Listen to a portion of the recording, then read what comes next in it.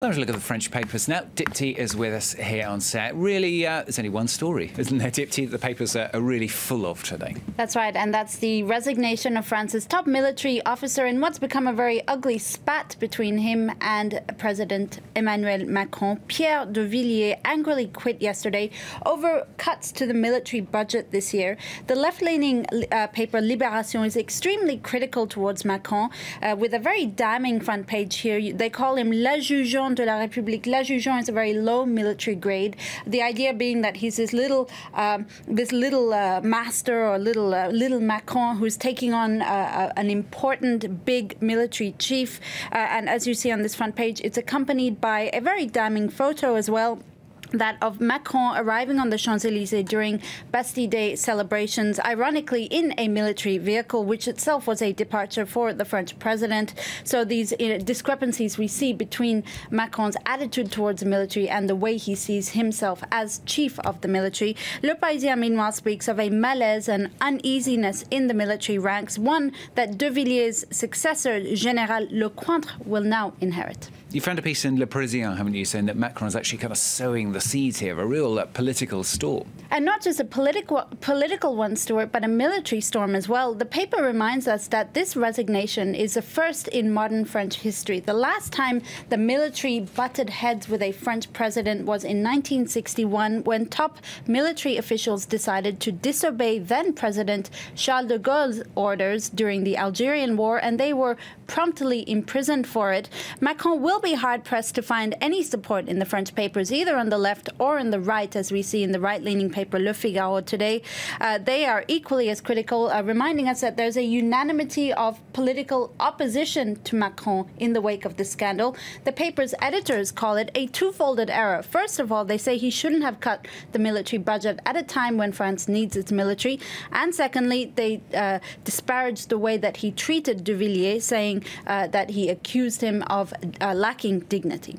Now, Libération, as we saw on its front page, extremely critical, just as scathing as well of Macron in today's editorial, aren't they? That's right. The editors at Libération are wondering if power is starting to go to Macron's head, or even more worrisome, if he's showing himself incapable of taking criticism. The paper says that the first controversies for any French president are often the ones that stick during the 5-year term.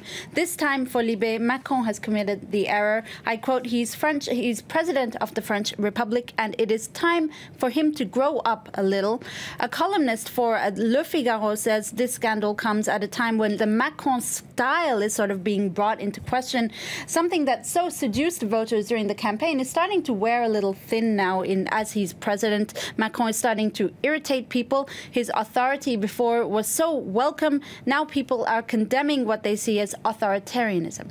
Let's move on to a different story. This is a new development in L'affaire Grégory, as it's known here. The death of a 4-year-old boy back in 1986. It's recently been reopened due to new evidence, hasn't it? That's right. Actually, his death was in 1984, but he was 4 years old at the time, and it was a cold case, Stuart, that really marked generations of French people. L'affaire Grégory, or the Gregory case, as it's known, captivated people because of the alleged family links behind Gregory's death, apparently motivated by jealousy towards his parents.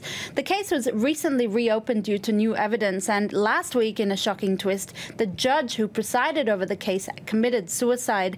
Now the local paper L'Est Républicain has published a posthumous letter left by the judge in which he explains why things got so dramatic for him. He says he just couldn't take it anymore. Over the years, Judge Lambert actually imprisoned Gregory's own mother and his uncle Bernard Laroche on suspicion of killing the little boy. Laroche was eventually shot dead by little Gregory's father. Now, in his letter, Lambert admits that Laroche was innocent.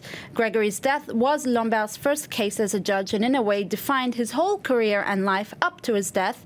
He also says in his letter that we'll never know the truth behind little Gregory's death.